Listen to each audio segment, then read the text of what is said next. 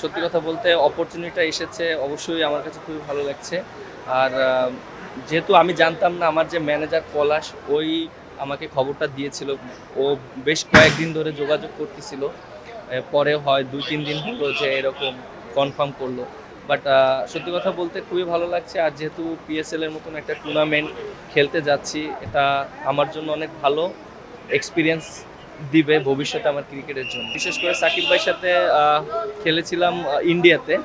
আর তারপরে আর খেলা হয়নি, দেখাও হয়নি। বাট অবশ্যই এক টিমে খেলবো, খুবই ভালো লাগছে। আর সত্যি কথা বলতে অনেক এক্সাইটেড যে পিএসএল এর মতন এরকম একটা টুর্নামেন্ট খেলতে যাচ্ছি এবং যেখানে কোয়ার্টার ফাইনাল খেলা। সো অবশ্যই যদি পারফর্ম করতে পারি, ম্যাচ জিতাতে পারি, টিম রেজাল্ট করে, দিন শেষে খুবই ভালো লাগে। দেখেন আমি যদি টি-20 স্কোয়াডে থাকতাম তাহলে তো আমার এই পিএসএল খেলা হতো না। ঠিক আছে, আমার কাছে মনে হয় যেটা হয় ভালোর জন্যই হয়। সো টি-20তে স্কোয়াডে থাকলে আমি তো পিএসএল খেলতে যেতে পারতাম না। সো আমার জন্য একটা অপরচুনিটি তৈরি হয়েছে। বাট আমি এটা পজিটিভলি নিচ্ছি। আর যারা সিলেকশন করেছে তাদের হয়তো অনেক চিন্তা ভাবনা থাকে, অনেক প্ল্যানিং থাকে।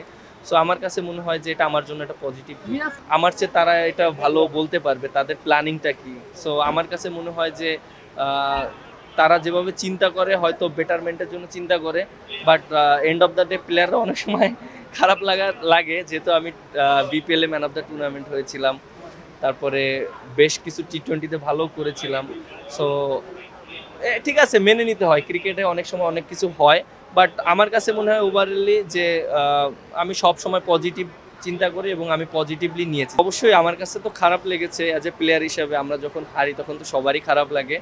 আর প্লেয়াররাও ওদেরও খারাপ লেগেছে। বাট আমার কাছে মনে হয় যে ঠিক আছে, যেহেতু সামনে ওয়ার্ল্ড কাপ, এশিয়া কাপ আছে, প্রিপারেশন নিচ্ছে, সবাইকে অপরচুনিটি দিচ্ছে খেলানোর জন্য। আর আমার কাছে মনে হয় যে অপরচুনিটি সবাই কাজে লাগানোটা খুবই ইম্পর্টেন্ট। বিশেষ করে দেখেন যে কিছু প্লেয়ার অনেক দিন পর টিমে এসে অ্যাডজাস্ট করাটা, যে যে টিমের সাথেই খেলা হোক না কেন, অ্যাডজাস্ট করাটা খুবই ইম্পর্টেন্ট। সো আমার কাছে মনে হয় খুব তাড়াতাড়ি সবাই অ্যাডজাস্ট করতে পারবে। লাস্ট 2টা দিন খুব ভালো প্র্যাকটিস করেছি। প্রথম 3টা দিন তো আমি রেড বলে প্র্যাকটিস করেছি। যখন শুনেছি যে পিএসএল খেলতে যাব তখন 1-2 দিন প্র্যাকটিস করার চেষ্টা করেছি। আর সাদা বল নিয়ে ব্যাটিং করেছি, বোলিং করেছি।